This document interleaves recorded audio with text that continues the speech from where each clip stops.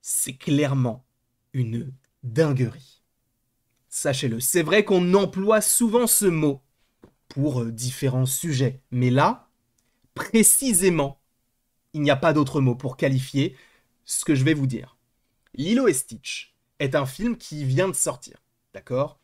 Budget du film, a priori 100 millions de dollars.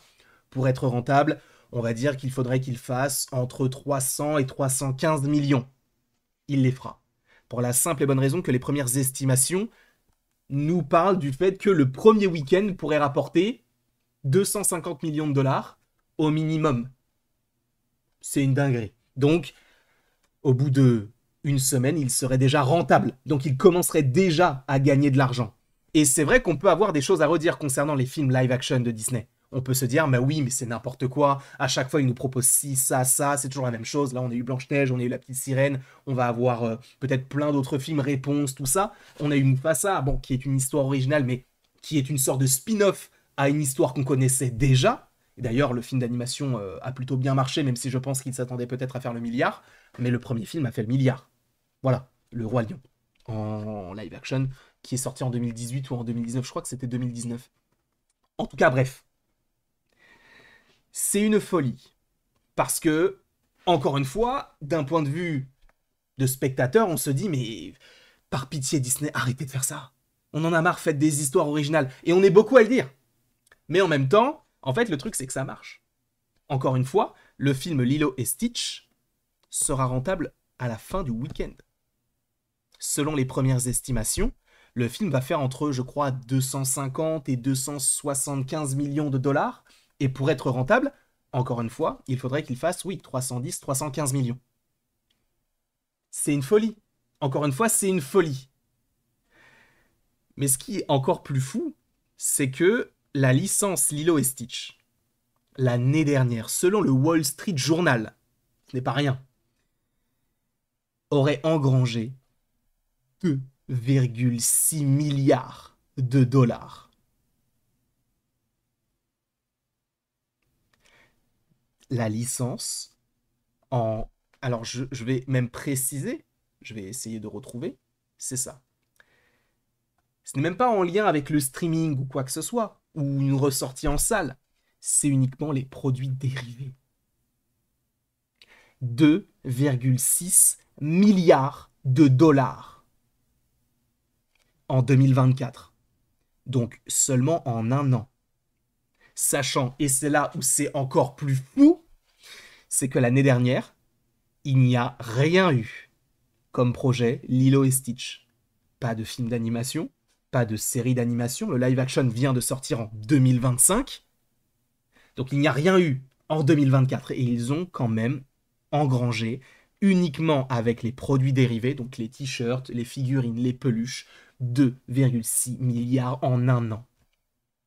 Tu m'étonnes qu'ils fassent des suites. Nous, on s'en plaint. Mais force est de constater que c'est ce qui marche le plus. Et en plus de ça, par exemple, il y a un autre exemple qui, pour moi, est criant de vérité, les films Cars. Moi, je ne suis pas fan des films Cars, mais sachez que les films Cars ne rapportent pas grand chose.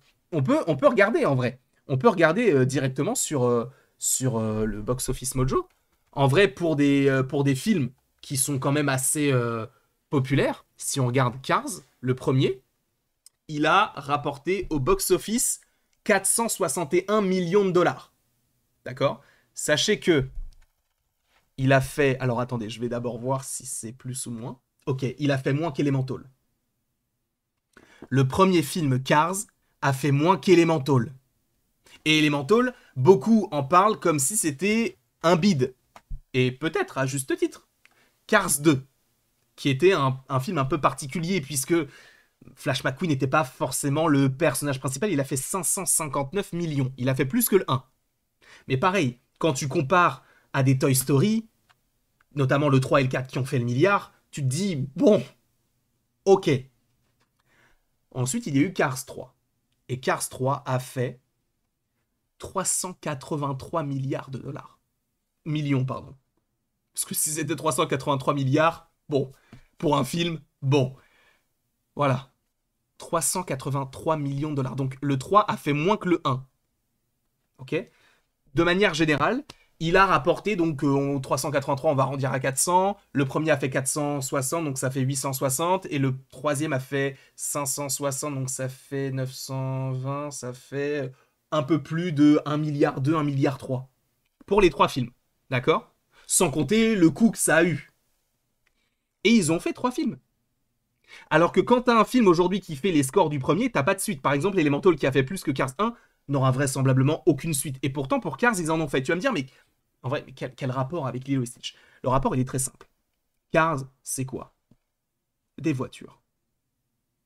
Sachez que le gros du budget, enfin en tout cas pas du budget, mais en tout cas de la rentabilité pour Cars, c'est pas les films, c'est les jouets, c'est les figurines, c'est les pulls, les t-shirts, les manteaux, les peluches. Ce sont les produits dérivés. Pourquoi est-ce que Pixar, à un moment donné, avait prévu de faire un Cars 4, alors que le 3 n'a pas marché? Parce qu'ils savent qu'ils vont vendre des jouets. Et c'est ça aussi que fait Disney. Je vous rappelle que Disney, ils ont des parcs d'attractions.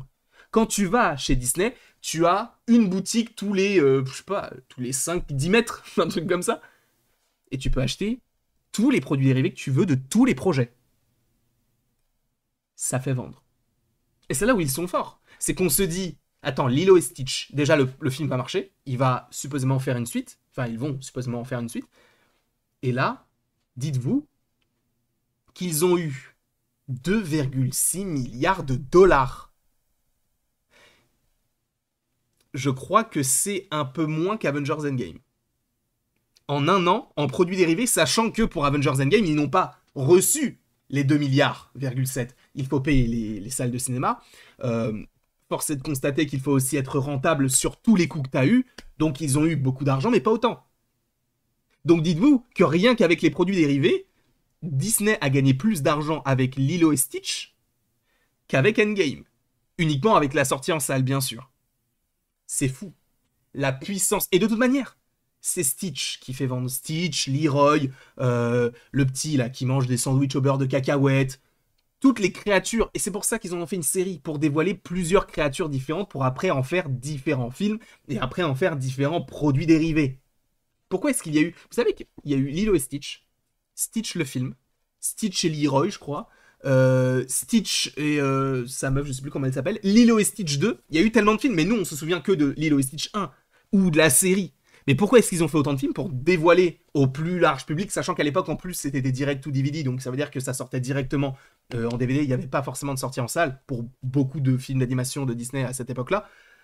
Et du coup, c'est chaud. Enfin, c'est chaud. Bravo à eux. Mais en vrai, quand tu prends du recul, tu te dis, ah ouais, en fait, ils ont fait le gros de leur budget, enfin de leur budget, de leur rentabilité grâce aux produits dérivés de films qui sont sortis dans les années 2000. Et ça, ce n'est pas dans les années 2000 hein, qu'ils ont récupéré l'argent. C'est l'année dernière. Selon le Wall Street Journal, encore une fois. Bref, c'est une folie. Je ne sais pas ce que vous en pensez. N'hésitez pas à me le dire dans les commentaires. N'hésitez pas non plus à aimer, à partager et à vous abonner si ce n'est pas déjà le cas. Et après tout ceci, il ne me reste plus qu'à vous dire à la prochaine pour la prochaine. Et encore une fois, merci beaucoup à vous. Personnellement, je trouve que c'est fou, mais peut-être que vous, non. Donc on verra bien.